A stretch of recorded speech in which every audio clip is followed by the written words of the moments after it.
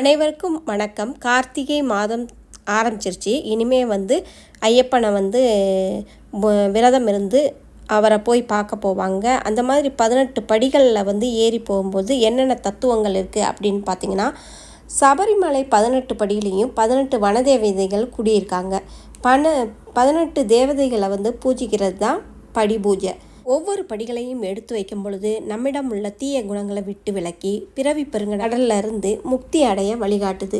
முதல் 5 படிகள் மெய், வாய், கண், மூக்கு, செவி இந்த 3ஐயும் குறிக்குது. 6வது படியிலிருந்து 13வது படி வரை காமம், குரோதம், லோபம், மோகம், மதம், மாச்சரியம், அகந்தை, பொறாமை இந்த 8ஐயும் குறிக்குது. 14 படியிலிருந்து 16வது படி வரை முக்குணங்கள்னு சொல்லக்கூடிய சத்துவ குணம், ரஜோகுணம், தமோ குணம் இதை குறிக்குது. அடுத்து 2 படிகள் 17, 18 இது கல்வி, அறியாமை இதை குறிக்குது. இந்த பதிவு பிடிச்சிருந்தா லைக் கொடுத்துட்டு சப்ஸ்கிரைப் பண்ணிக்கோங்க.